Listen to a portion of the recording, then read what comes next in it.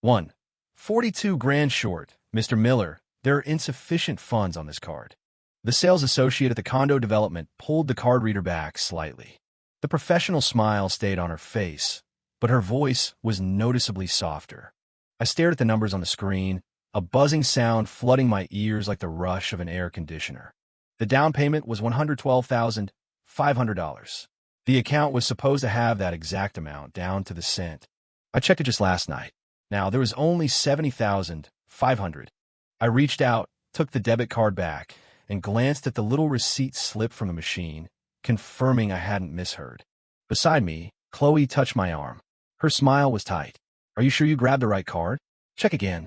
This is the only card I have. I pulled out my phone and, right in front of her, opened my banking app. The sales office was bustling. People were gathered around the architectural model, discussing floor plans and which units got the morning sun. A kid was running laps around the display, his sneakers squeaking on the polished concrete floor. But all I could see was the string of transaction records on my screen, each line and nail hammered into my vision. At 2:14 a.m., a wire transfer out, $42,000. The recipient, Kevin Davis. My fiancé's brother's name, sitting there right in the middle of the screen. I stared at the line of text, silent for a long moment. She must have seen it too, because her hand shot back from my arm as if she'd touched a hot stove. Her lips pressed into a thin, white line. Did you do this? I asked. She didn't answer right away. I looked up at her, my voice flat. Chloe, did you transfer the money? She took a sharp breath, as if finally steeling herself. I did. The admission, instead of making me angrier, settled something in me. The hot rage that had been rising in my chest suddenly went cold, sinking into the pit of my stomach. Why? My brother got into some trouble. He needed it urgently, she said, the words rushing out as if she'd rehearsed them. The guy he owes money to was going to show up at his shop today if he didn't pay up. He worked so hard to get that auto body shop off the ground. If they trash the place, what's he going to do? So you took my down payment? She looked at me, her voice dropping to a harsh whisper. What choice did I have? I called you 3 times last night, but you were dead asleep. I used your phone to make the transfer. It's not like I don't know your passcode. A laugh escaped my lips. It sounded alien, even to me. 6 years. I'd worked from the time I was 23 until now, 29. On the busiest stretches, I was on job sites all day and then helping a buddy with inventory at his store at night. When holidays came around, everyone else took a break, but I picked up side gigs. I wore shoes until the soles wore through, used a phone with a cracked screen for almost 2 years, and drank with clients until my stomach burned, refusing to go to the ER just to save a few bucks. Every penny mattered. I've been saving that money for 6 years. It was for our home. She knew that. She knew everything. The sales associate stood to the side, holding the purchase agreement, unsure of what to do. I gave her a slight nod. Sorry, just give us a minute. She took the hint and backed away. Chloe's anxiety spiked. She grabbed my sleeve again. Jake, don't make a scene here. Let's just get through today. We can always buy a place later, right? This was life or death for my brother. And my down payment isn't. But you can earn more money. Her voice rose, and a couple nearby glanced over. She quickly lowered it. You can make it back. If he can't get past this, his whole life is ruined. I looked at her, and for the first time, her face seemed unfamiliar. It wasn't that she had changed. It was that I was only just now seeing her clearly. Did your whole family discuss this? Her eyes darted away for a second. That one flicker was all it took to extinguish the last ember of hope I had. I tapped the transaction details on my phone, holding the screen up for her to see. 2:14 in the morning. When you were sending that money, did you remember that we were supposed to be making a down payment today? Of course I did, she said through clenched teeth. But it was an emergency. What was I supposed to do? You can't expect me to just sit back and watch my brother go down. So you let me go down instead. She was speechless. I put my phone away and walked toward the reception desk. The sales associate started to speak, but I cut her off. We need to cancel the hold. I'm not buying this unit today. The words seemed to stab Chloe. She hurried after me, her heels clicking on the floor. Jake, what are you talking about? I gathered my debit card and my driver's license from the counter, then reached down and pulled the engagement ring off my finger.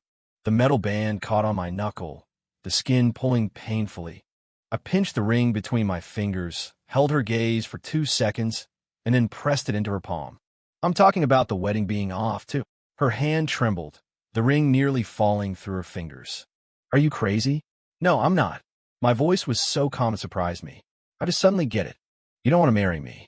You want someone to be the permanent bailout for your family's problems. Why do you have to say it like that? Her eyes welled up, her chest heaving. He's my brother. If I don't look out for him, who will? We're about to get married. What's the big deal with you helping out? Helping out. Histoire de hair. $42,000, taken from my account without so much as a word. You call that helping out? Two other couples who were walking by had now stopped to watch. Her face flushed with humiliation. Don't embarrass me in public, she hissed. I nodded. Fine. I won't make it any worse for you. I turned back to the sales associate. Sorry to have wasted your time. With that, I grabbed my jacket from the back of the chair and walked out. Chloe rushed after me, grabbing my arm just outside the glass doors. The sun was bright, making the unshed tears in her eyes glint. Jake, is it really worth all this? I stopped and looked down at her hand on my arm. Her nails were painted a soft pink, done fresh last week for our engagement photos. When she'd shown them to me, she'd smiled and asked if I liked them. I'd said yes, and she had linked her arm through mine, talking about how she wanted to get cream-colored curtains for the master bedroom in her new place. Back then, I really believed we were about to have a home. Now, that same hand had just siphoned 42 grand from my life savings. I pried her fingers off my arm, one by one. It is... She looked stunned. Chloe, from this moment on, your brother's messes, your family's problems, they have nothing to do with me. I turned and walked away. There were 2 seconds of silence, followed by her trembling voice. Jake, come back here. I didn't turn around. As I walked down the steps of the sales office, my phone vibrated. It was a text from her. A message on WhatsApp. Just one sentence. Don't push me. I really didn't have another choice. I stood on the sidewalk, the sun making me dizzy, but my palms were completely dry. I read the sentence 3 times and then laughed. She uses the down payment I saved for 6 years to rescue her brother. And somehow, I'm the one pushing her. I blocked her number. As the screen went dark, the reflection in the glass door showed her still standing there, a solitary figure left behind. The engagement wasn't officially, legally broken, but in my heart, it was already over. 2. They saw me as their safety net at 7 that evening. The rain started. I had just parked on the street when her father's call came through. Jake, come on up so we can talk. It's normal for young people to get angry, but don't say things you can't take back. I sat in the car, not moving. The windshield wipers swiped back and forth, slicing the glow of the streetlights into blurry fragments. If my mom hadn't called me this afternoon, telling me the DeVises had gotten to her, crying about how I was going crazy and was about to ruin the wedding, I wouldn't have come. But some things had to be said to their faces, or they just assume I was leaving the door open. I went upstairs under my umbrella. The moment the door opened, the heavy, humid smell of pot roast hit me. Sharon Davis stood in the doorway, wearing an apron, her eyes instantly turning red. Jake, you're finally here. I haven't been able to eat a bite all day. Chloe's been in her room, crying since this afternoon. I folded my wet umbrella and didn't bother taking off my shoes. Let's just get to the point. I have to leave soon. The living room lights were bright. Chloe was sitting on the edge of the sofa, her eyes swollen and puffy. Her brother, Kevin, was slouched in an armchair, a fresh scrape on his forearm. He saw me, uncrossed his legs, but there was no trace of remorse on his face. Robert Davis stubbed out his cigarette and pointed to the opposite couch. Seat. I didn't. He didn't press the issue, clearing his throat before he began. About what happened today, Chloe was in the wrong. But when family runs into trouble, you can't just stand by and do nothing. You two are about to be husband and wife. Helping out her family a little, isn't that what you're supposed to do? I looked at him. We're not married yet. It's just a ceremony at this point, isn't it? Sharon chimed in, rushing to his side. The date is set, the venue is booked, the invitations are out. All our friends and family know you're our son-in-law. And now you're making a scene, and Chloe is the one who looks bad, she said, dabbing at her eyes. You know how important a girl's reputation is. I almost laughed. When my down payment was being transferred, did anyone stop to think about how I would look? The living room fell silent. Kevin popped a piece of gum in his mouth, the sound sharp and obnoxious. After a few seconds, he spoke up. Look, man, I know I dragged you into this. but I swear it wasn't on purpose. A big part shipment came in, and I was already behind on rent and payroll. I was just borrowing it. I'll pay you back as soon as things turn around in a few months, I promise. Who are you calling, man? His face froze. I stared at him. Your sister and I broke off the engagement. Chloe shot up from the sofa. Jake, do you have to keep saying that? Are you trying to hurt me? I'm not the one hurting you. I looked straight at her. Your own actions are. Seeing the tension about to explode again, Sharon quickly brought a fruit platter over. Jake, honey, calm down. It's not like we're saying we won't pay you back. We're just in a tight spot right now. Why don't you two just get married first? Once you're family, we can figure out the money. It's not like we're going to run off. Get married first. I repeated the words, suddenly finding everyone in this room incredibly calculating. The down payment was mine. The condo was for after we got married. The second we were married, my money would become their money. Of course, they wouldn't run off with it then. There would be no need. It would be theirs to take. I ignored the fruit plate and asked Chloe directly, is that what you think, too? Her gaze drifted away. Making a scene now doesn't do anyone any good, she mumbled. Can't we just have the wedding and then figure this out together? That sentence felt colder than the 2 a.m. bank transfer. She still didn't think she was wrong. She just thought the timing of it all blowing up was inconvenient. Just then my phone buzzed. It was a message from Jenna. Jenna was one of Chloe's bridesmaids and also a college friend of my cousin's. She was friendly with both of us. She sent a single screenshot with one line of text. Jake, you should see this. I think you have a right to know. I opened the image. It was a chat history from a small group called Life Gets Easier Once Chloe's Married. The timestamp was from last night, just after 1 a.m. Chloe had written, I'll just move the money from Jake's down payment to Kevin for now. He's not going to actually walk away right before we buy a place. Guys always act tough before the wedding, but they come around. Once we're legally married, the money is family money anyway. We can pay him back slowly then. Below it, Sharon had replied, just keep him calm. Don't let him check his bank account. And a person named Kev had sent a praying hands emoji, followed by, my sister's the best. Once I'm back on my feet, I'll even buy you guys a new TV for the condo. I zoomed in on the screenshot and read it twice. The voices in the living room seemed to fade into the distance.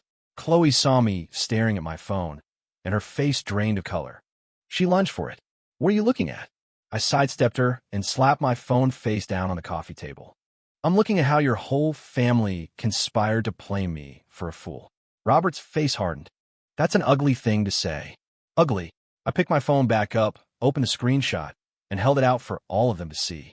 Why don't you listen to yourselves and tell me if it sounds pretty?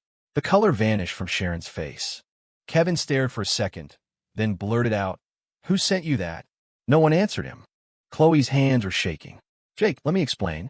That was a private chat, just family. I was desperate and just saying things.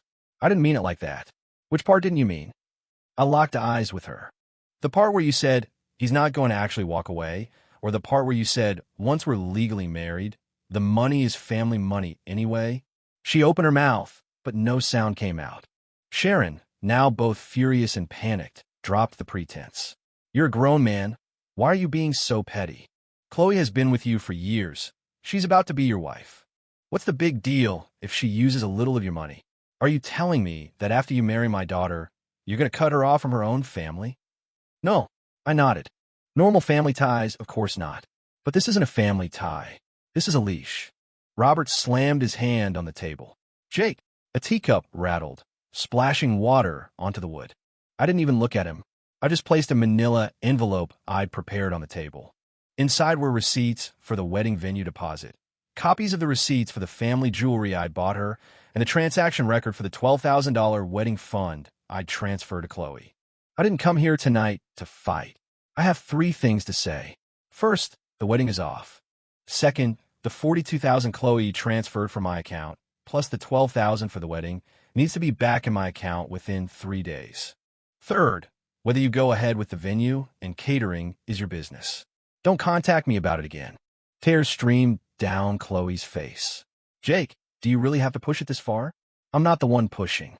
I looked at her tear-streaked face, my heart completely cold. You're the one who put me here. Kevin shot up from his chair, his tone aggressive. It's just $50-something thousand. Are you trying to ruin our lives over it? I turned to him. You didn't think it was so much when you were taking it, did you? He was choked speechless his face turning beet red.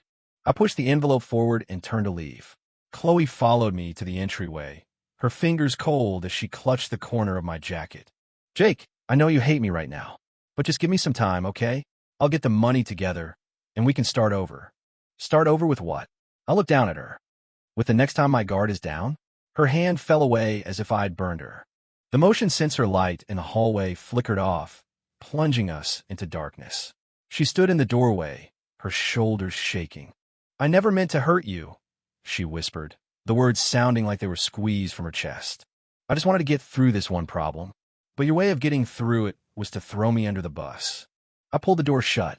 In the last second before it closed, I heard Sharon's hushed, angry voice inside. If you screw up again, nobody can save you. Followed by Kevin's annoyed reply. I've still got my sister, don't I? The sound of the rain echoed in the stairwell. I stood there for a few seconds, suddenly feeling like my entire relationship had been a joke. I thought we were getting married. Turns out, in their eyes, I was just the designated safety net. 3. She said she'd change, but her family always came first. 2 days later, I looked at a 700-square-foot resale condo. It wasn't in the new development we'd picked out. It was 2 extra stops on a light rail. The building was older, the hallways were narrow, and the kitchen had dated, 10-year-old beige tiles. But the balcony faced south. At 9 in the morning, sunlight streamed straight into the living room.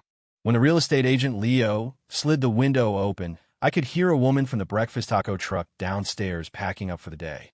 The air carried the faint scent of fried tortillas and the damp smell of a freshly washed sidewalk.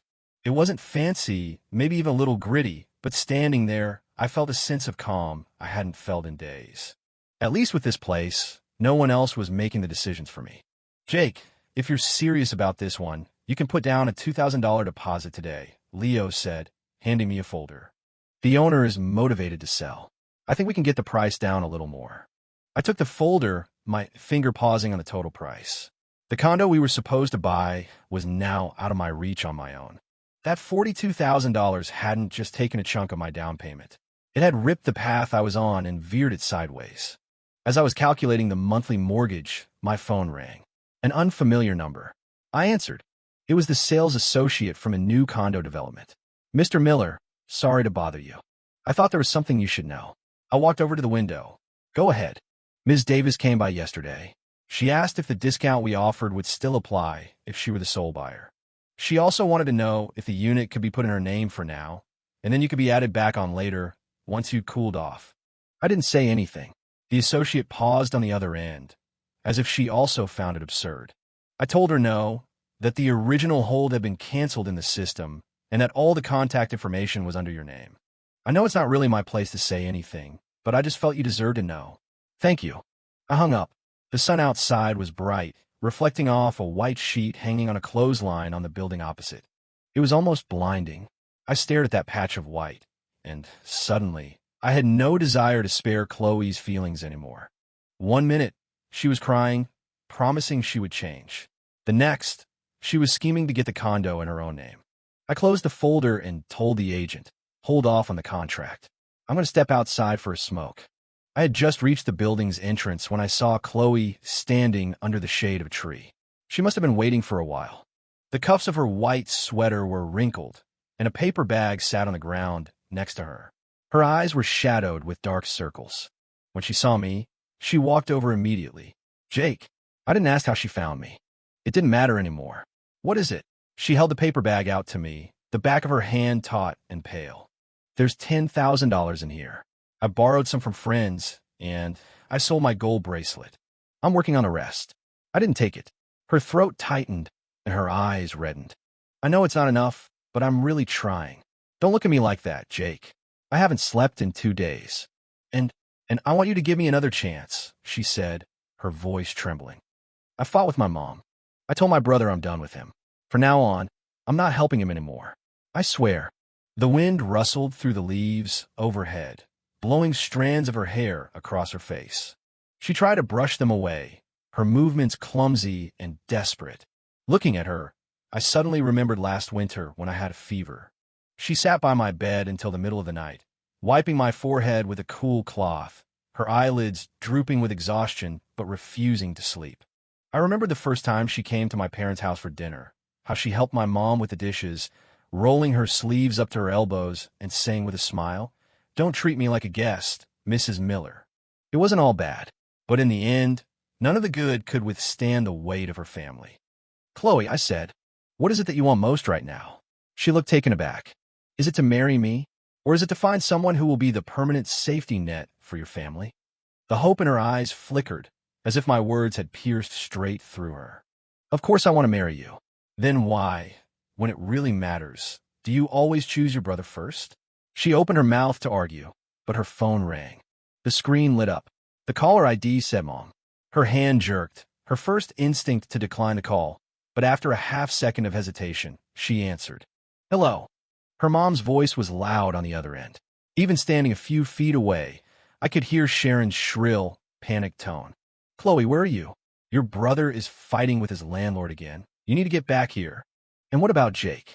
You have to calm him down. Don't let the deal on that condo fall through." Chloe's face went white. She lowered her voice. "Mom, stop. I am Busse. What's more important than this? The most important thing right now is to save the wedding. I can't handle your brother alone." She abruptly ended the call. The wind died down. Silence.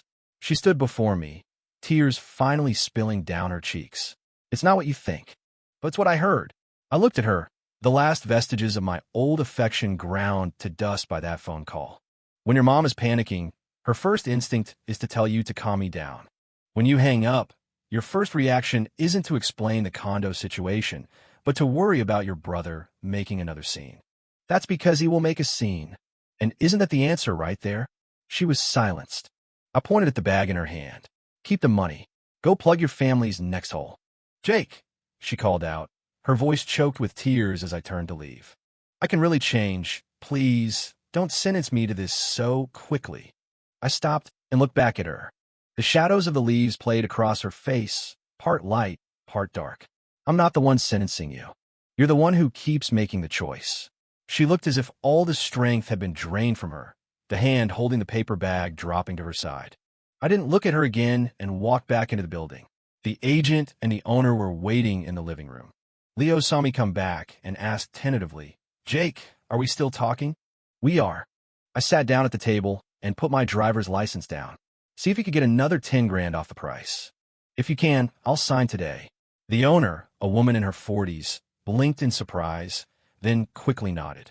"All right, if you're serious, then so am I." For the next half hour, I didn't waste a single word. I reviewed the contract, checked the utility records, negotiated the payment schedule, and confirmed which furniture would stay. Sunlight moved across the room, landing on the paperwork and illuminating the words buyer's signature. When it was time to sign, my hand was steady. In the space after the words, there was only one name. Jake Miller. Just as I finished the last letter, I heard the sound of heels hurrying up the stairs. A few seconds later, the door was pushed open. Chloe stood in the doorway, breathing heavily, as if she'd run all the way up. Her eyes scanned the room and landed on the contract in front of me. I capped the pen and looked up at her. Perfect timing. Her lips were pale, as if she suspected what was happening but refused to believe it. What are you doing?" "Buying a condo." I pulled a contract toward me. "By myself." She stared at the papers, tears falling one by one, unable to speak. No one in the living room made a sound. There was only the faint hum of the old air conditioning unit. I stood up, placed my ID and the contract back in my folder, and walked over to her. Up close, I could see the tears clinging to her eyelashes, her nose red from crying. Even so, she stared at me, defiant, as if holding on to one last shred of hope. "Jake," she whispered, her voice barely audible. "Are you really done with me?" I looked at her, and, suddenly, I had no desire to say anything cruel. When things get to this point, cruelty is redundant. I'm not the one who was done with you. You were the one who took me out of your life and used me to patch a hole for someone else. She stood frozen, as if she'd stopped breathing. I walked past her. As I brushed by, I saw her fingers twitch as if she wanted to grab me, but in the end, they caught nothing but air. The hallway smelled of old plaster and sun-baked dust. I walked down the stairs step by step. The folder in my hand was light, but my chest felt as if a heavy weight had finally been lifted, leaving an empty space. That space was originally meant for our home. For now, I was keeping it for myself. 4. Her brother showed up at my mom's diner, asking for another 12 grand the next day at noon. I went to help out at my mom's diner. She runs a small place near the local market. It's nothing fancy, always smelling of fried onions and grease, and during the lunch rush, all 3 tables are packed. I had just carried a bowl of her famous chili out to a customer when I saw Chloe standing at the entrance. She was wearing a gray hoodie, looking even more worn out than a few days ago. In her hand was another thick paper bag. My mom saw her first. She paused, then draped her dish towel over her shoulder. "Well, come on in. Don't just stand there in the doorway." Chloe mumbled, "Hi, Mrs. Miller." Her voice was raw. I put the chili down and walked over. "If you have something to say, say it." She handed me the bag. "Here's 10,000. 9,800 of it I borrowed. The other 200 I got from selling my earrings. Just take it." I didn't take it right away. She kept her arm extended, her knuckles white. Water was boiling in a pot on the stove, steam puffing out in clouds. Outside, a vendor was yelling over a loudspeaker about a sale on green beans. The noise was giving me a headache. I finally took the bag, didn't open it, and just said, "And the rest?" "I'm working on it," she said, her eyes fixed on mine. "Jake, I know you don't believe me right now, but I borrowed this money myself. It has nothing to do with them. It better not." Her lips parted, as if she wanted to explain more. But before she could, a car screeched to a halt outside. A second later, her brother, Kevin, burst through the door, his forehead beaded with sweat. A lanky guy followed close behind him. He made a beeline for Chloe. "Sis, did you get the money back?" The handful of customers eating all turned to look. My mom's expression soured. "Kevin, take it outside. Don't cause trouble in my place of business."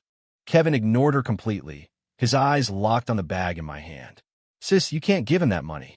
I gotta pay Big Mike for that shipment of parts, or he's gonna come and repossess the hydraulic lift from the shop." I looked at him. "I thought you just needed a temporary loan." He froze, then ran a frustrated hand through his hair. "Jake, man, I swear I didn't mean to screw you over. But we're past that now. You can't just let my shop go under, can you? Just spot me another 12 grand. I swear, 6 months max, shut up." Chloe's voice was sharp, cutting through the diner's noise. Even I was taken aback. She was usually firm at home, but I had rarely heard her genuinely yell at her brother. This time, her face was flushed with anger, and the emotion she'd been bottling up for days finally seemed to burst. "You still have the nerve to ask for money?" Kevin was stunned. "What do you mean, no nerve? I'm desperate here. If you don't help me, what's the family supposed to do?" "What the family does has nothing to do with Jake." When she said that, even the construction workers at the corner table slowed their eating. Kevin, embarrassed, went on the offensive. "Oh, give me a break. You're just trying to get back in his good graces. You're about to be married. Whose money is he going to spend it on, if not your family? Besides, it's not like he was going to live in that new condo by himself." The hand holding the bag tightened into a fist. My mom stood behind the register, her face pale. She's lived a simple life, running a small diner. All she's ever wanted was peace and quiet. And now her son's engagement had turned into this, with the prospective brother-in-law chasing them down for cash in her place of work. I was about to step in, but Chloe raised her hand first. Smack! The slap was loud and clean. Kevin's head snapped to the side, a red mark blooming on his cheek. Even the lanky guy behind him looked shocked. "Say that again," Chloe said, her voice shaking as she stared at him. "What do you take Jake for?" Kevin held his cheek, his expression shifting from anger to disbelief. "Sis, you hit me?" "Damn right, I hit you." Her eyes were red, but her voice was steady. "From now on, you dig your own holes, and you fill them yourself. You want someone to bail you out? Find them. But you are not touching another cent of Jake's money." The diner was so quiet you could hear the water boiling on the stove. I looked at her, and the tight knot in my chest loosened just a fraction. But it was only for a moment, because in the next second, her phone rang. The caller ID was Mom. She glanced at it, her brow furrowing. Kevin seized the opportunity. "Answer it. Mom's freaking out. Dad's already at the shop. If you don't bring that money back today, we're all screwed." Chloe's hand trembled, but she answered the call. Her mother's voice was sharp and frantic, audible even through the phone. "Chloe, your brother can't wait. Don't be stupid. Just keep Jake happy for now. We can deal with the money later." Chloe closed her eyes, her voice strained.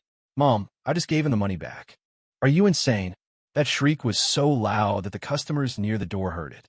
Sharon launched into a tirade on the other end, accusing her of siding with an outsider, of abandoning her family for a man, calling her an ungrateful daughter if her brother's shop went under. Chloe didn't say a word back. She just stood there, her shoulders rigid, the color draining from her face. And then I understood. It wasn't that she was just now realizing what her family was like. It was that she had been refusing to admit it to herself all this time. After she hung up, she clutched her phone like it was a hot iron. Kevin tried to grab her arm. "Sis, stop screwing around. Just get the money, get out." She said only 2 words. Her voice wasn't loud, but it was ice cold.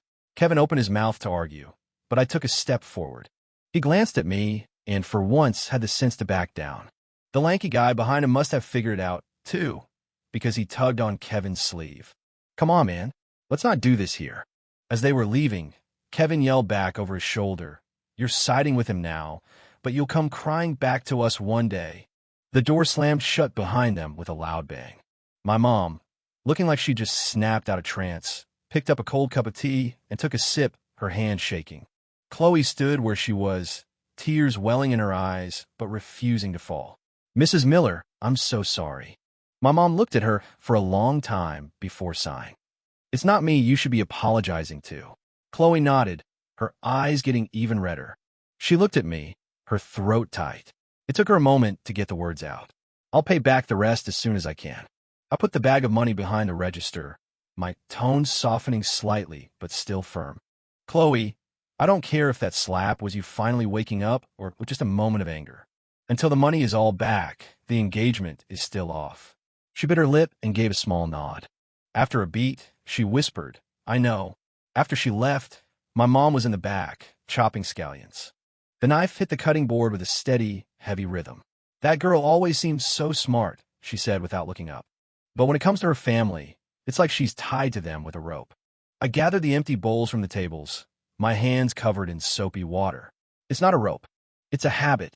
I fell silent after saying that. Some people are raised to believe that sisters have to give way to brothers, that daughters owe their families everything, that even their relationships have to serve the family first. She was in the habit of sacrificing herself. The problem was eventually she started adding me to the list of things to be sacrificed. 5. Her mom and aunt showed up at my office and made a scene 3 days later. Just as I was finishing a project meeting, I got a call from the front desk. The receptionist's voice was tense. She said there were several people in the lobby asking for me by name, claiming we had a marriage dispute and insisting I come down. I knew immediately who it was. The midday sun made the glass doors of the lobby gleam. As I stepped out of the elevator, I saw Sharon Davis sitting on one of the lobby couches, flanked by 2 other middle-aged women, her sister and Chloe's other aunt. The 3 of them were lined up like a tribunal, ready to pass judgment. The young women at the reception desk were trying their best to look busy, avoiding eye contact. The moment Sharon saw me, she shot up, her eyes instantly welling with tears. "Jake, you finally decided to come down. How did you do this? We were all set to have a wedding, and you just walk away?" I ignored the theatrics. "What are you doing here?" Her sister spoke first, her voice loud enough to carry across the lobby. "What do you think we're doing here? We're here to talk some sense into you. You call off the wedding. What about our Chloe's reputation? What about the deposits for the venue? The invitations have been sent. You can't just walk away and leave our family to deal with the fallout." People in the lobby were starting to stare. I stood my ground, feeling no anger at all. Maybe when you get angry enough, all that's left is cold resolve. "The fallout," I said, looking at them. "You're not clear on who created the initial mess." Sharon dabbed at her eyes. "What Chloe did with the down payment was wrong, but she's trying to pay you back, isn't she? You're a grown man. Are you really going to push her to the edge?" "I'm pushing her." I laughed, pulling the manila folder I brought with me from my briefcase. Inside was everything. The transaction history, the chat screenshots, and an itemized list of every wedding-related expense, from the venue to the family jewelry to the wedding fund I'd given her. "How about we clear the air, right here in front of my colleagues?"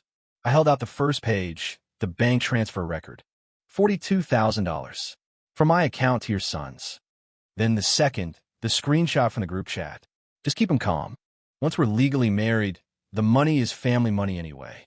Who said that? Sharon's face changed. She tried to snatch the paper, but I pulled it back. Her other sister chimed in, her voice shrill. Who are you trying to scare with a stupid screenshot? Things people say in a private chat don't count. Perfect, I said. If words don't count, then the money that was transferred definitely does, right? The reception area was dead silent. Sharon must have realized that making a bigger scene would only make them look worse. She lowered her voice. Jake, I didn't come here to burn bridges. We just want to talk. About the $12,000 for the wedding fund, give us some time. And the losses from the venue, we can split it 50-50. Chloe is a young woman. If this gets out, how is she supposed to face people? How she faces people isn't my responsibility anymore. I spread the itemized list out on the coffee table. I told you 3 days ago. The $42,000 from a down payment and the $12,000 for the wedding. A total of $54,000. As for the rest of the losses, that's your family's problem. Why should it be? Chloe's aunt shot back, nearly jumping to her feet. You're the one who called off the wedding, so you should pay for half the canceled reception. I call it off, yes, I agreed. But do you want me to read aloud, item by item, exactly why I called it off? She fell silent. Just then, the revolving door spun, and Chloe rushed in. Her hair was a mess, and she looked like she'd jumped in a cab the second she heard. When she saw the scene, her face went white. Mom, what are you doing here? I'm here to stand up for you, Sharon yelled. He's walking all over you, and you're still defending him. Who's walking over whom? You know exactly what happened. Chloe's response was so sharp, even I was surprised. Sharon was frozen in shock. The air conditioning in the lobby felt frigid. Chloe walked to the coffee table and looked down at the documents I had laid out, her lips pressed into a thin line. It's all true. I transferred the money. I said those things in the chat. Calling off the wedding. You can't blame Jake.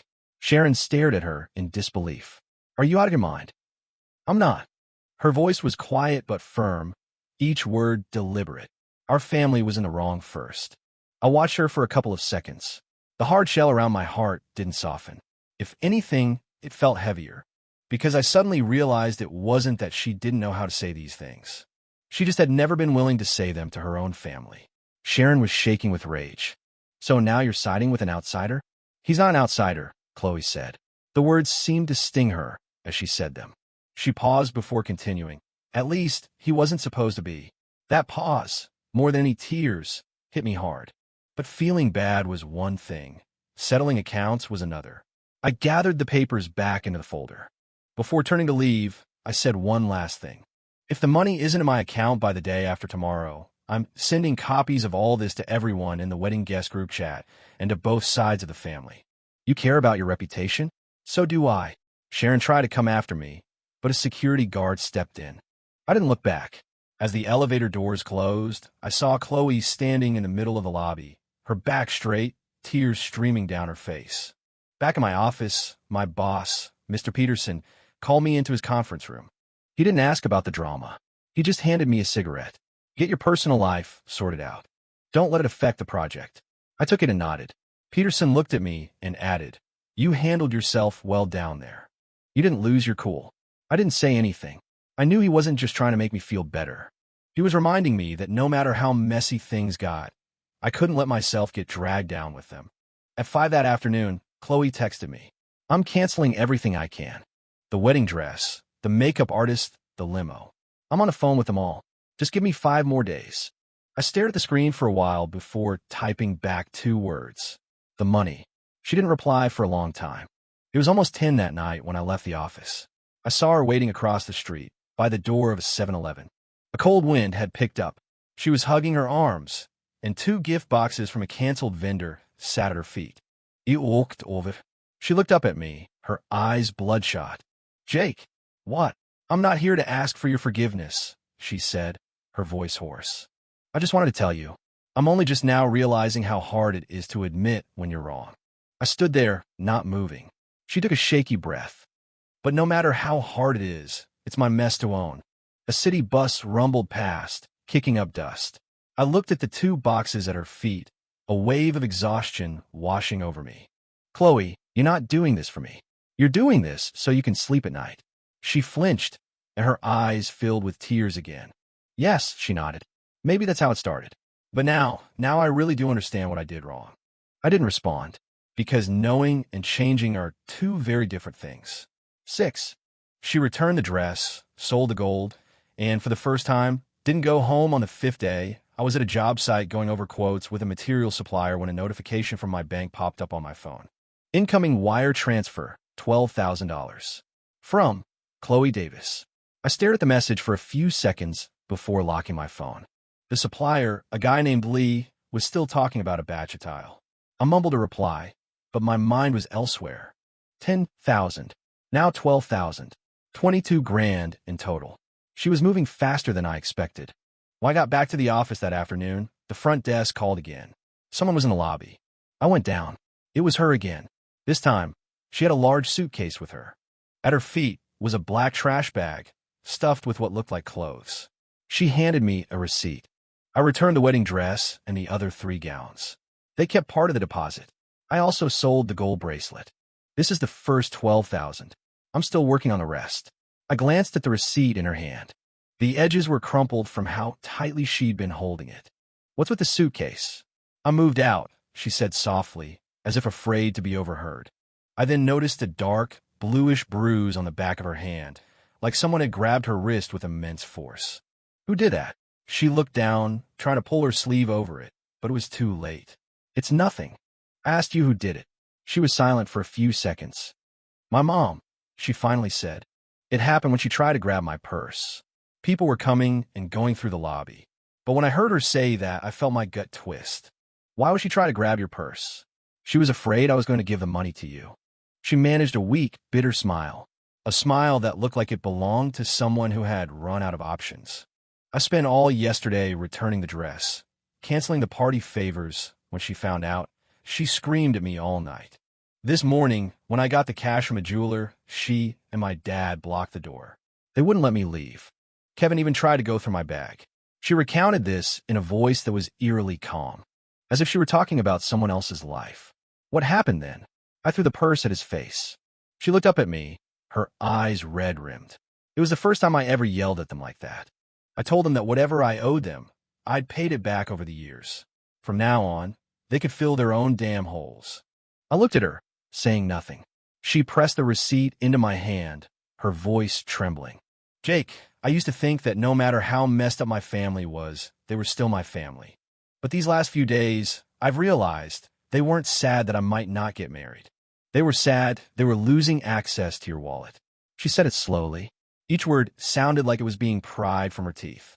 I suddenly remembered the first time she'd brought up getting married.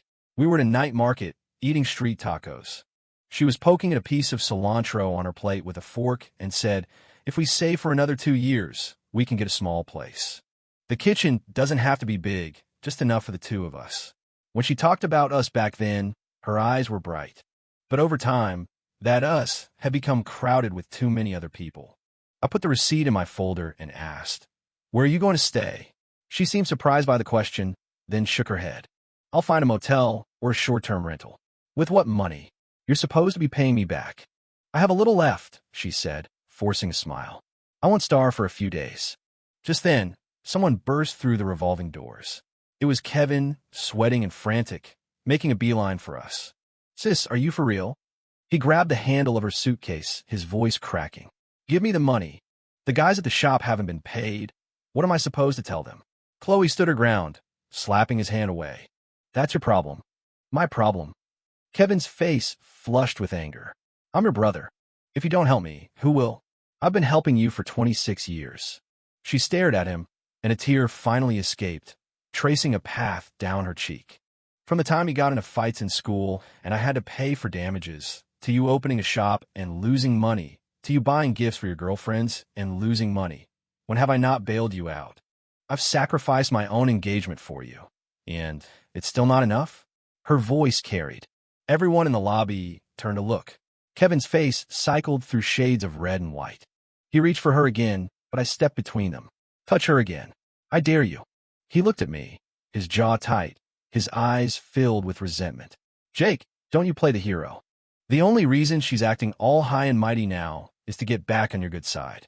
Before I could respond, Chloe spoke. It's not to get on his good side. Her voice was quiet, but clear. It's because I'm finally done ruining other people's lives for you. Kevin looked as if she'd punched him. He just stood there, stunned. A security guard came over and started escorting him toward the door. As he was being dragged out, he was still yelling, calling his sister an ungrateful bitch, calling me a busybody. By the end, his voice was hoarse. The lobby was finally quiet. Chloe stood there, her shoulders still shaking, but her gaze was steadying. I looked at the suitcase by her feet. After a few seconds, I spoke. I'll book you a hotel for a week. I'll deduct the cost from what you still owe me. She froze, tears clinging to her eyelashes. You're still willing to help me? I'm not helping you. I took out my phone and started booking a room. I'm just making sure they don't corner you with your luggage and drag you back home.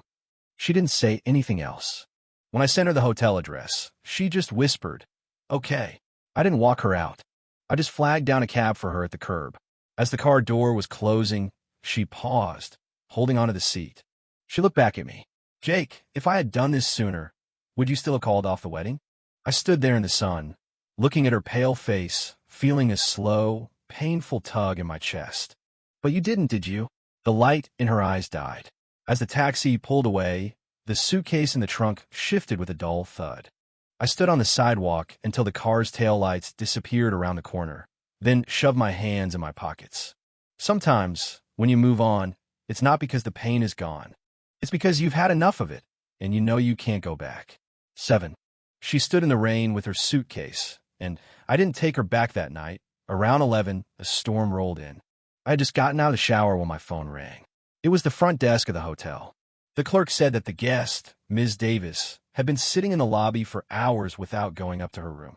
He said she seemed distressed and was asking if I was her family. I held the phone, standing by the sliding glass door to my balcony, listening to the rain drumming against the glass. I didn't say anything for a long time. In the end, I grabbed my keys and left.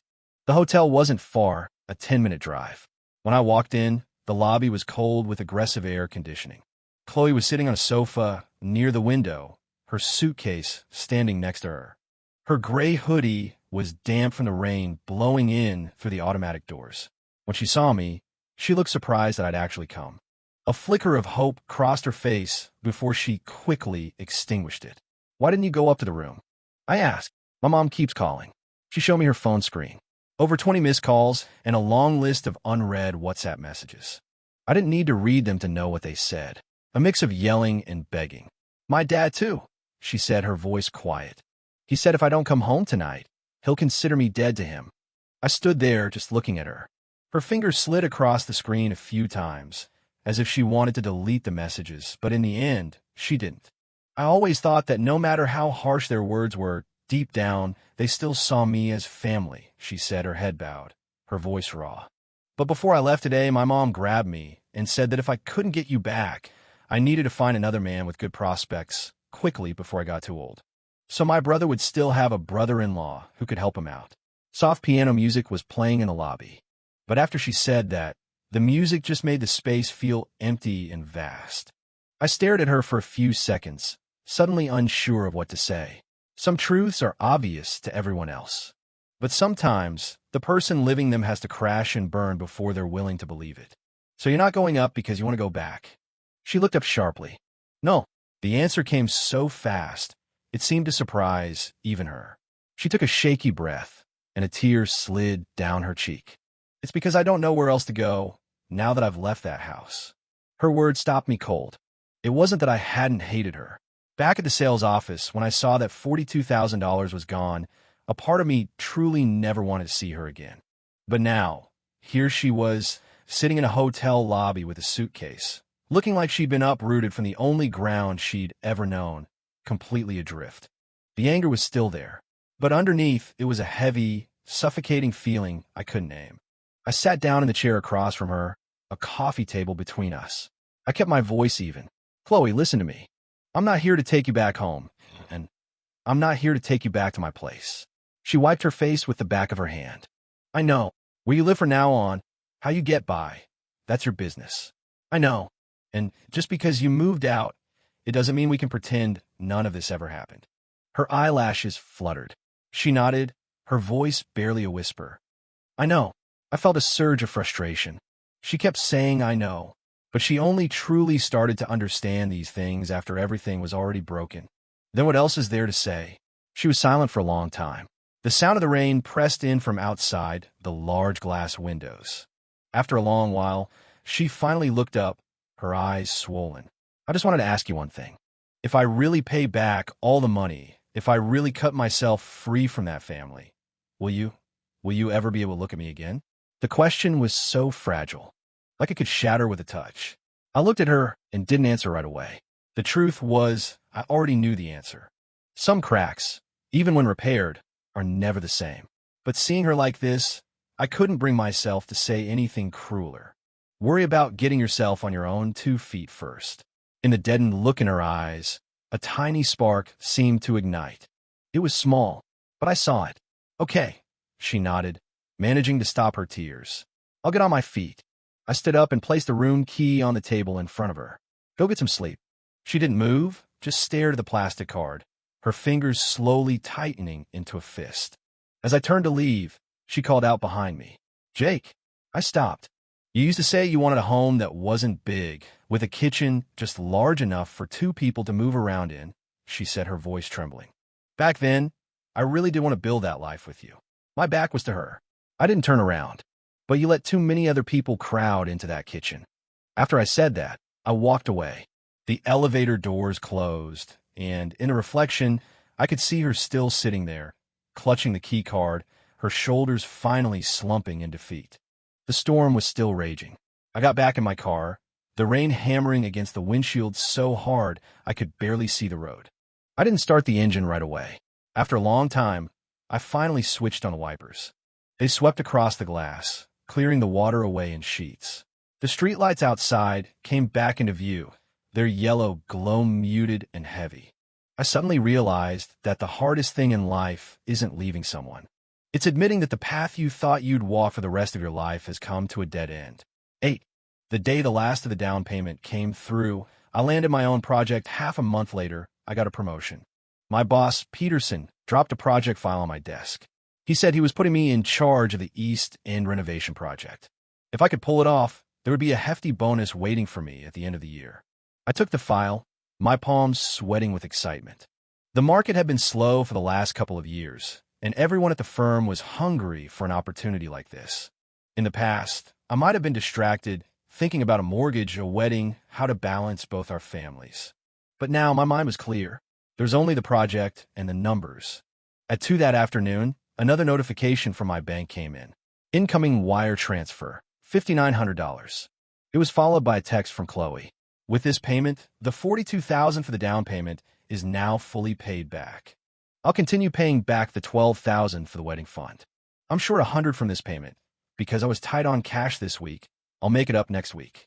I stared at the text for a few seconds and didn't reply. But in that moment, I felt a weight lift from my chest. Not because any old feelings were coming back, but because that $42,000 was no longer a thorn stuck in my side. That evening, I went to check on the progress of my new condo. The electrical and plumbing were done, but the walls were still unpainted. The place smelled of plaster and fresh-cut wood. One of the contractors was squatting on the balcony, having a smoke, the gray wisps carried away by the evening breeze.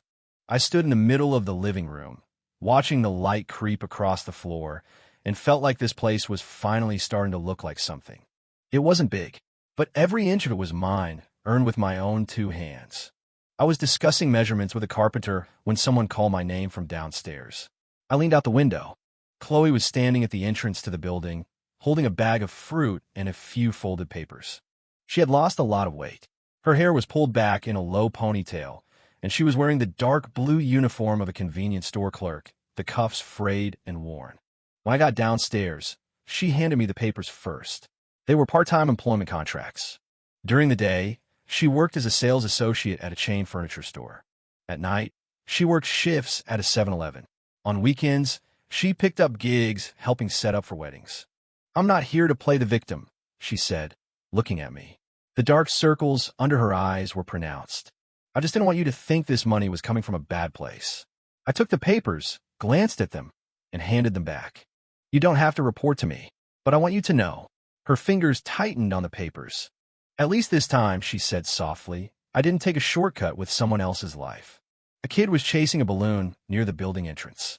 The smell of dinner cooking drifted out from a ground-floor apartment, mixing with the smell of cement in the hallway. It was all very ordinary. But as she stood there, saying those words for a split second, I felt a sting behind my nose. People really can be forced to grow up. It just comes at a hell of a price. Don't buy fruit, I said, pushing the bag back towards her. Save your money. It's not for you, she whispered. It's for your mom. She wouldn't take it when I went by the diner last time. I nodded and didn't push it back again. She lingered for a moment, as if she had more to say. After a few seconds, she asked, "How's the condo coming along?" "Good. That's good." She nodded, a complicated emotion in her eyes. It was like she was happy for me, but also pained by it. I was about to say something when a commotion started down the street. Two men were half carrying, half dragging Kevin from small diner. He looked terrible, and he was yelling about how his shop was done, how the landlord had taken it back.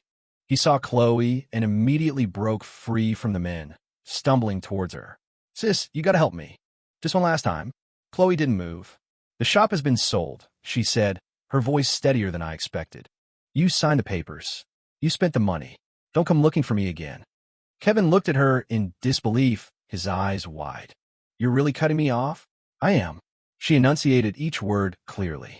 "From the moment you used my engagement to Jake to save your own ass, I stopped owing you anything." As she spoke, the wind lifted the hem of her uniform shirt. She was so thin, but her posture was ramrod straight. Kevin cursed a few times and tried to lunge forward, but the other men pulled him back. As he was dragged away, he was still yelling that his sister would regret this, yelling about what she would be without her family. Chloe stood her ground. She didn't chase after him, and she didn't cry. I looked at her profile and suddenly felt that she was finally becoming someone who could live for herself.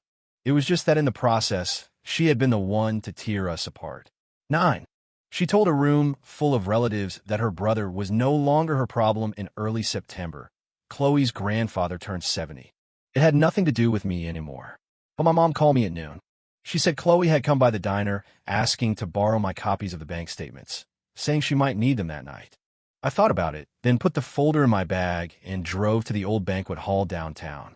When I pushed open the door to the private room, I was hit with a wall of cigarette smoke and liquor fumes. 2 large tables were filled with Davis family relatives, the mood loud and festive. Her father, Robert, sat at the head of the main table, looking grim. Her mother, Sharon, was making the rounds, her smile strained at the corners. My arrival silenced the room. Someone recognized me and whispered, "Isn't that Chloe's fiancé?" "Ex-fiancé, y corrected Cody." Chloe stood up from table near the window. She looked relieved to see me. She was wearing a simple black dress, no jewelry, not even the watch I'd given her. "Did you bring it?" she asked. I handed her the folder. "Are you sure you want to do this here?" She nodded. Her gaze was firmer than I could have imagined. I didn't ask any more questions and found an empty seat near the door. A couple of drinks in, Sharon started her performance, just as I expected. She began by crying to the relatives about how her daughter had been wronged, how a perfectly good engagement had been broken, and now she had to deal with all the gossip. Then, she seamlessly shifted the blame to Kevin, saying he'd made a mistake, but his sister couldn't just abandon her own brother. Several of the older relatives immediately joined in. "Blood is thicker than water. He's your only brother. A woman shouldn't be so cold-hearted." I listened to all of it, a dull throb starting in my temples. Chloe said nothing through it all. Not until Kevin himself slammed his glass on the table, his eyes red, and said, "Sis, just help me one last time. I'm only short $6,000. With that, I can get back on my feet. If you really don't help me, I'll have to go ask Jake." The second he said my name, every head in the room turned to me. As if in their world, the ex-fiancé was naturally on the hook to pay up. I was about to speak, but Chloe put her chopsticks down. The sound was soft, but it quieted the entire room. "You don't have to ask him," she said, looking at Kevin, her expression unreadable. "And you don't have to ask me again either." Sharon immediately panicked. "Chloe, don't be stubborn in front of your elders." "I'm not being stubborn." Chloe opened the folder and laid out the bank statements and chat screenshots on the table, one by one. "I'm showing everyone how stupid I've been." The relatives stared, Then some craned their necks to get a better look. I sat by the door, watching the papers spread out across the lazy Susan, and felt a knot of pressure in my chest finally begin to loosen. Chloe's voice wasn't loud, but every word was crystal clear. Jake's $42,000 down payment. I'm the one who transferred it to Kevin using his phone. The $12,000 wedding fund. My family was the one who refused to give it back. The engagement ended not because he wronged me, but because I wronged him first. The banquet hall felt like it had been sucked into a vacuum. Someone froze with a glass halfway to their lips. Sharon's face was beet red. You shut your mouth. I won't. Chloe's eyes were filled with tears, but her voice was steady, almost fierce. I've kept my mouth shut for too many years, and in the end, I nearly dragged someone else's life down with me. Kevin shot to his feet. Are you nuts? This is our family's dirty laundry. You don't air it out in public. Now you know it's dirty? She looked at her brother as if she was seeing him clearly for the first time.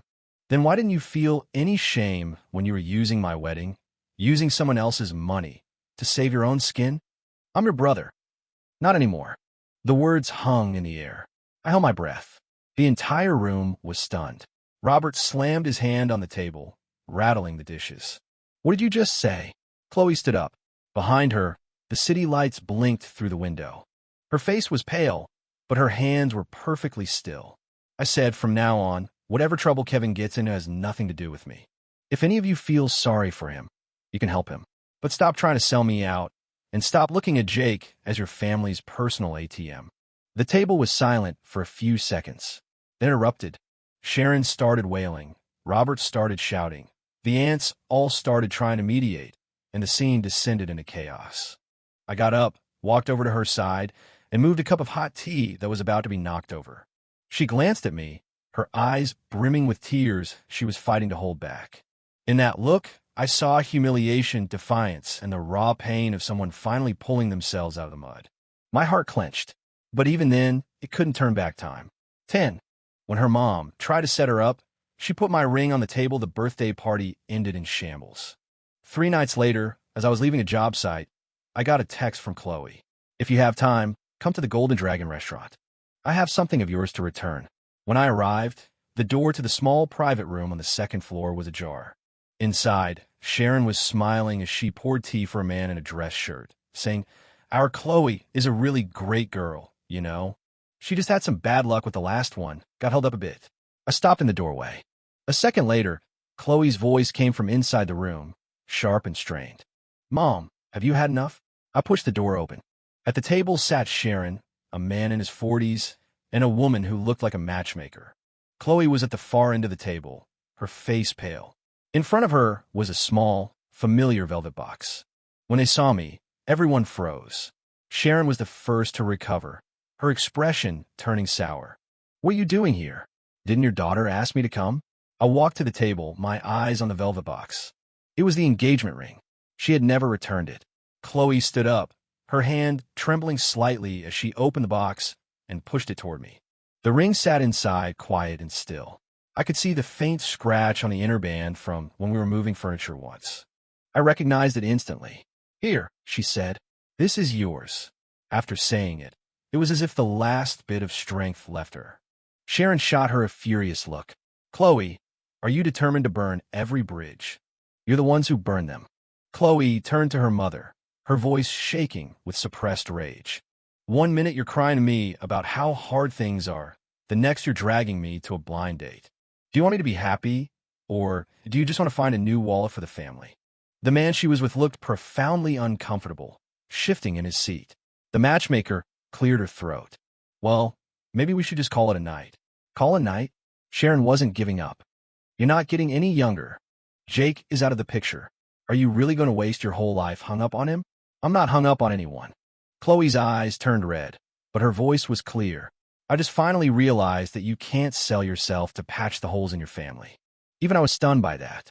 The room was so quiet you could hear the air conditioner drip. She pushed the box a little closer to me, her fingertips pressing against the table as if she was using all her strength to hold herself together.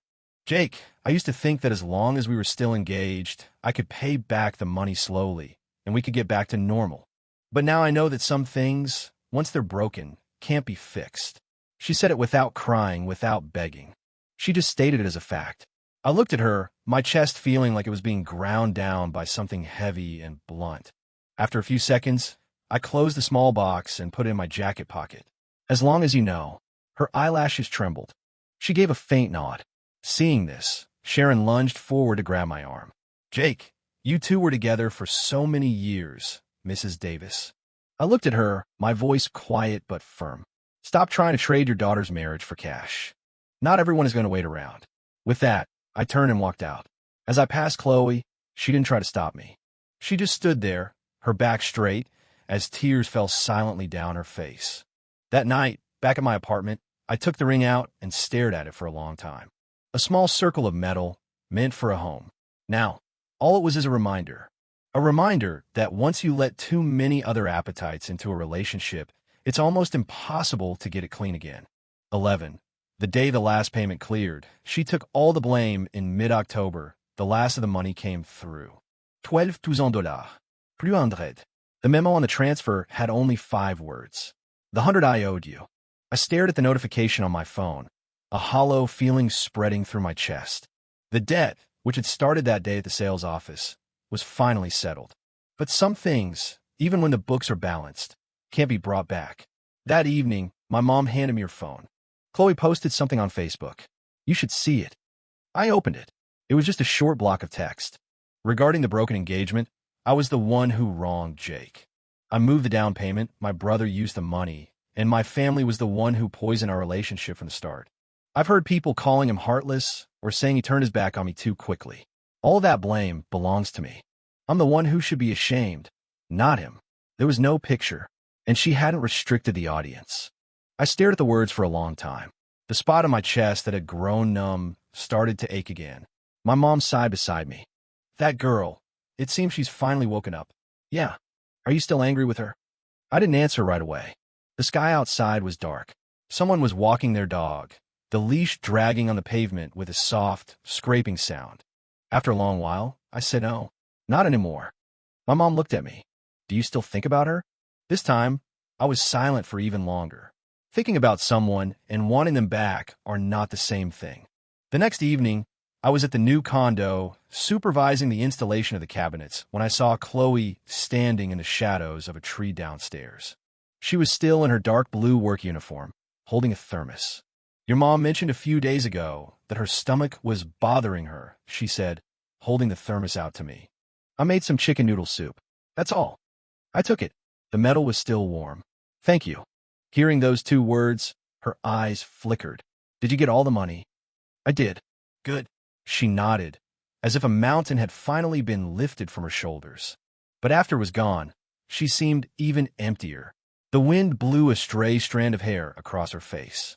She reached up to tuck it behind her ear, her movements much slower than they used to be.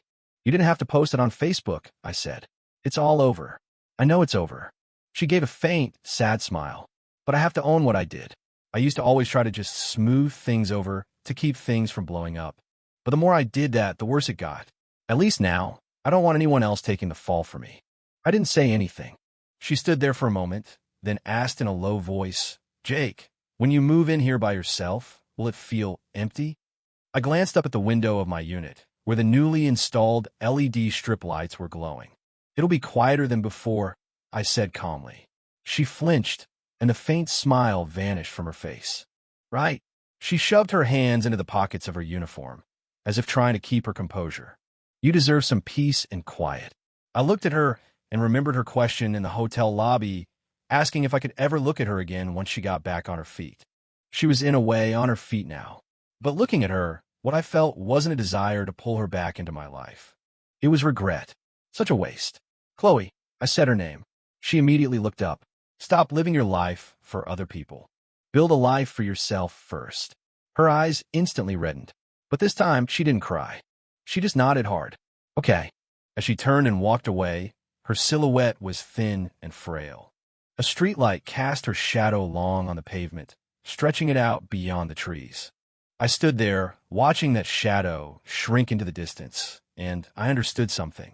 Some people aren't unworthy of being missed. It's just that even if you miss them, this is as far as you can go. 12.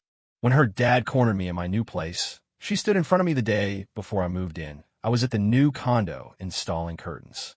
The balcony faced south, and the 3 o'clock sun slanted in, warming the wood floors. I was on a stepladder, tightening the last screw on the track, when I heard shouting from downstairs. It was loud enough to hear clearly, even from my floor. I leaned out the window, and my heart sank. Robert and Sharon Davis were standing at the building entrance with a couple of other relatives.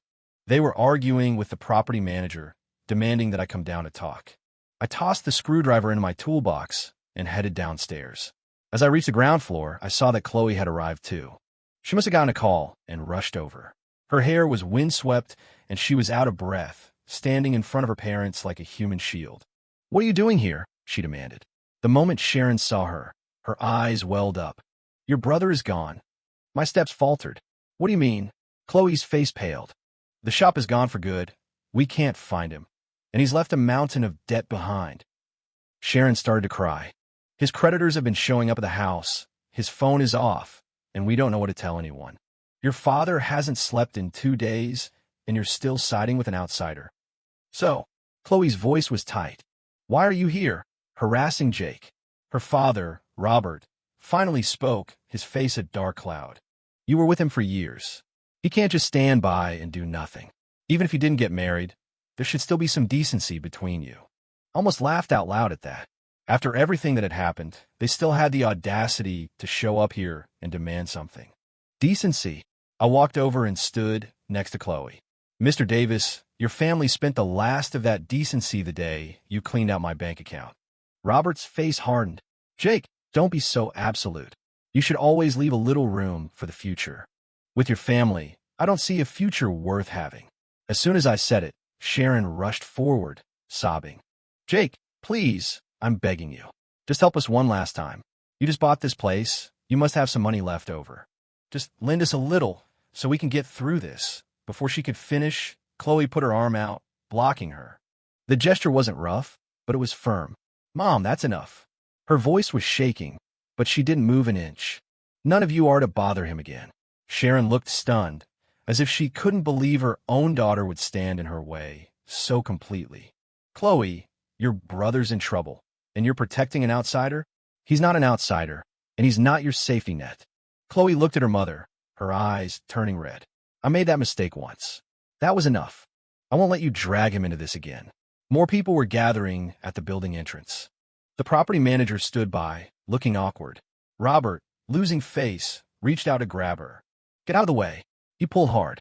Chloe stumbled, nearly falling backward onto the steps. I shot my hand out and caught her, then stepped in front of her, my voice turning to ice. "Try that again." Robert looked at me, his lips moving, but he didn't take another step. Once Chloe was steady, she glanced at me. Then, as if making a final decision, she pulled a bank card from her purse and pressed it into her mother's hand. "There's $3,000 left in here from the last 2 months. This is the last time." Sharon's face lit up for a second, then fell. "What do you mean the last time?" "I mean, after this, there won't be any more." Chloe's voice was hoarse, but her words were steady. "What I owed, what I had to give, what I had to pay for. I paid it all. You raised me for all these years, and I accept that. But that doesn't give you the right to think my entire life should be spent propping up this family, cleaning up Kevin's messes until I die." Sharon's lips trembled, and tears streamed down her face. "So you're disowning your own parents?" "I'm not the one disowning you." Chloe stared at her, tears finally rolling down her own cheeks. "You were the ones who kept trading me for Kevin."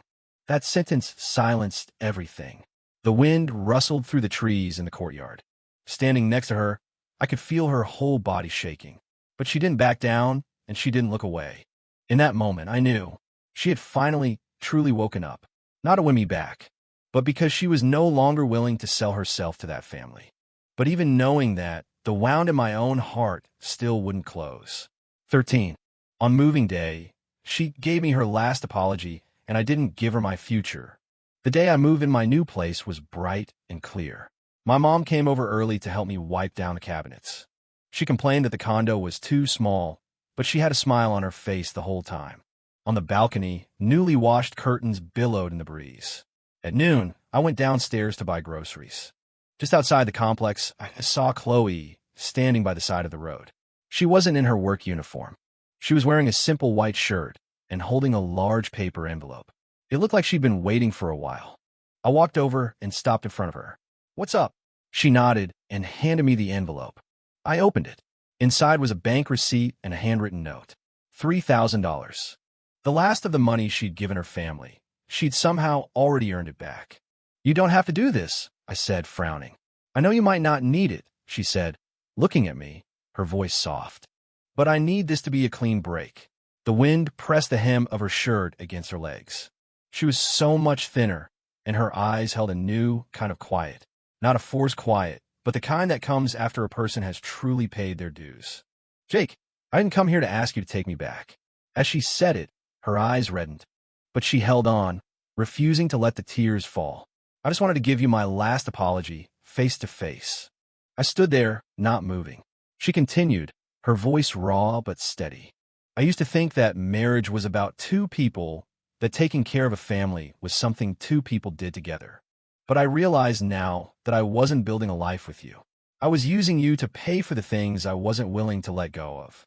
You asked me once if I wanted to get married or if I just wanted to find a man to be my family's safety net."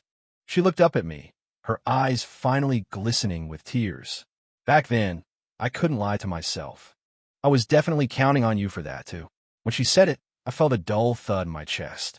Not because it was a surprise, but because she had finally ripped off the ugliest, most honest layer of the truth herself. "It wasn't until I lost you that I realized you were the one I truly wanted to marry," she said with a sad, broken smile. But by the time I understood that, it was too late. I was silent for a long time before I spoke. "It was too late." She nodded, as if she had been prepared to hear those words. "I know." A car pulled slowly into the complex, its tires making a thudding sound as they went over a speed bump. I took the envelope, my voice as steady as I could make it. "I'll take the money. From now on, just live your own life." She looked at me, her throat moving as she swallowed. Finally, she asked the question. "Jake, is there really no chance for us at all?" She asked it so quietly, but it felt like it held the weight of all the unspoken words from the past few months. I looked at her hair, tousled by the wind. I looked at her face, thinner than before. And I looked at the clarity in her eyes, the kind a person only gets after they've learned to live for themselves. I wasn't completely unmoved, but being moved can't fix a life that's already been broken. "Chloe," I said her name softly. Right now you're doing great. But I can't bet the rest of my life on the hope that you won't get dragged back into that mess one day." She stood there, frozen by my words. After a few seconds, she gave a very small nod. "You're right." She wiped the corner of her eye and managed a weak smile. "You finally learned to put yourself first." I didn't say anything. She took half a step back, as if she had said everything she needed to say. "I should go." "Okay." As she turned, the sun broke through a gap between the buildings, landing on her shoulder. The light was very bright, but she didn't look back. I stood there, watching her walk away, still holding the bag of groceries. The breeze from the complex carried the scent of new wood and cooking, warm against my face. When I got back upstairs, my mom had already set out the cutting board and pots, yelling at me from the balcony to hurry up. I put the groceries in the kitchen and stood in the living room for a moment. The southern light filled the entire space. This place wasn't big, and the kitchen was just large enough for two people to move around in. But as I looked at the clean floor, I suddenly thought that the person who lives here with me should never be someone else's problem to solve. It can only be someone who is willing to build a good life right here with me.